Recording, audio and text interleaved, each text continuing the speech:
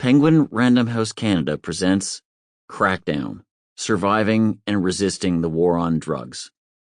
Written and read by Garth Mullins. This book is dedicated to our many fallen comrades, too many to name, killed in the long drug war. It's also dedicated to my partner in all things, Lisa Hale. Prologue. Nick's funeral. We all knew how Nick died, but nobody talked about it. By unspoken consensus, his cause of death was not to be mentioned. We wanted to show some sensitivity to the family, who were in full-blown denial. Yet even amongst ourselves, we talked in whispers. Our crew had lost nearly a dozen from overdose. Hundreds of others were dying of overdose in British Columbia. The health board had recently declared a public health emergency. Activists had put 1,000 white crosses in Oppenheimer Park to memorialize the dead. I knew that the China white heroin going around was dangerously strong, but I'd never get through the funeral without some. Before I left the rooming house where I lived, I did a big smash. Now that I was here, the dope in my system was just something else to feel anxious and guilty about.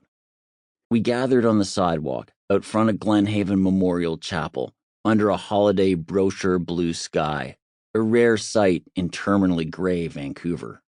Cars and trucks rumbled past. A siren screamed along East Hastings Street. Friends and family nodded acknowledgments to each other, chatting and smoking before the service got started.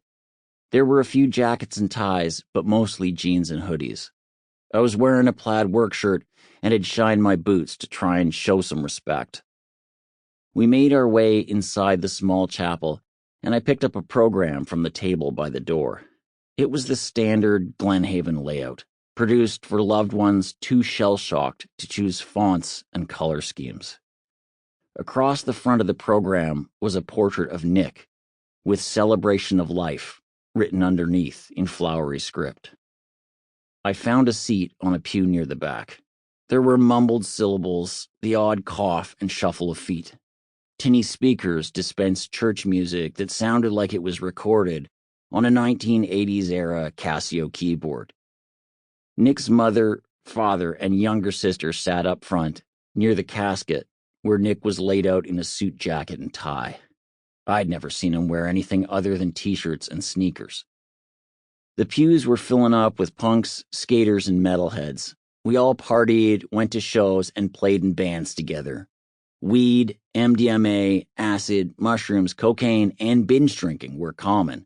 Sometimes even a little speed. But heroin, the few of us who used it kept quiet. We knew that junkies were considered the lowest of the low, bottom tier in the fuck-up hierarchy, beneath drunks, cokeheads, and even glue huffers. In the months before his death, Nick had made some changes in his life. He wasn't partying as much, and he started vocational training, something to do with computers. He'd put on a few extra pounds, as you do when you kick dope. He had a healthy glow. Then, one night he relapsed. Maybe he wanted to celebrate a recent accomplishment. Maybe he felt depressed, or maybe he was just bored. Whatever his motivation, his tolerance was low from all those months of not using. The music stopped. An officiant provided by Glenhaven took his place at the front and cleared his throat. The chapel fell silent, and he started his speech. I could tell he'd given it before, because he only paused to check his notes when mentioning Nick's name. I drifted in and out of his spiel, recognizing bits of Bible verse from past funerals. It was like an old top 40 song on AM radio that I didn't especially like, but took comfort from its familiar lyrics. The Nick I knew was no Christian, but I guessed his parents were. It wasn't my place to judge.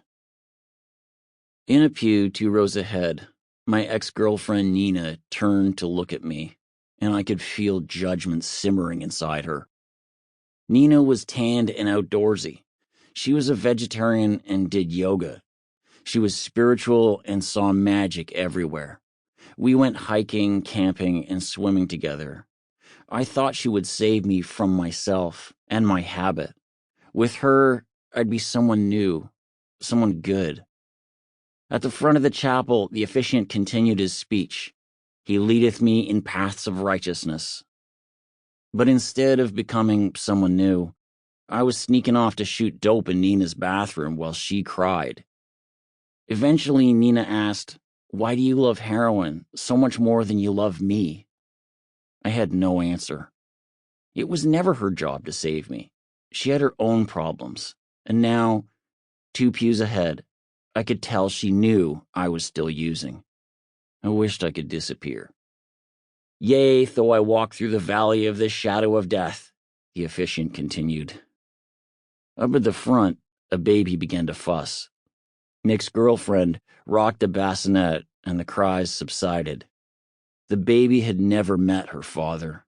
Nick's parents had only met their granddaughter for the first time that day. They looked shattered. I could feel Nick's mom starting to unravel. One by one, we made our way down the aisle to pay respects at Nick's open casket. Ahead of me, someone exploded into howls of pain. When it was my turn, I looked down at Nick's body. He was lying there, in his suit, with his hair pulled back, his eyes closed, and his face expressionless. Whatever spark had animated Nick was gone forever. I wanted to stay with him. I put my hand on his. It was cool and dry. "I'm sorry," I whispered. Nick's parents stood nearby accepting condolences. As our crew worked its way past, I could feel Nick's mother radiating waves of grief. And something else, too. Anger, resentment, blame. I wanted to say something comforting to her. I wanted to tell her that Nick was a smart, funny, and self-effacing guy. That he'd been a genuine friend to me and so many others. I wanted to hug her and tell her how sad I was, but I couldn't say anything. The same drug that killed her son was now circulating in my bloodstream. I felt implicated in Nick's death.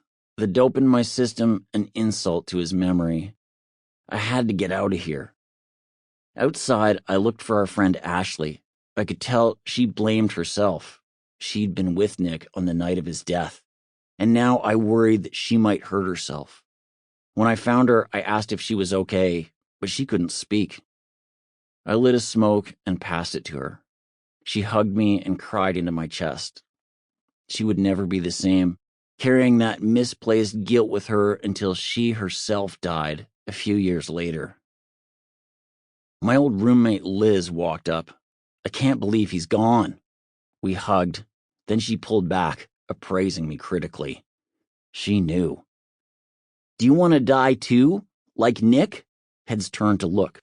"Haven't we lost enough friends? You're smarter than this." She was shaking her head. "Don't be such a selfish asshole." I know, I said. Nina was standing just behind Liz. She'd been listening, and now she stepped forward. I thought she was going to join in, that I was about to get an impromptu intervention from the whole crowd. But Nina didn't say anything. Big tears started rolling down her face. This was much worse. Liz continued, "When are you going to get clean?" I didn't know. I'm sorry, I said, trying to edge around the crowd. I felt unworthy of their concern. I promised to quit. I promised to get help. I promised anything to get away from these people who cared about me. I needed dope, now. I walked a few blocks west on Hastings until I heard a familiar voice. "Rock, down." I recognized the dealer. I scored a couple points of heroin, folded up in flaps of discarded lottery tickets.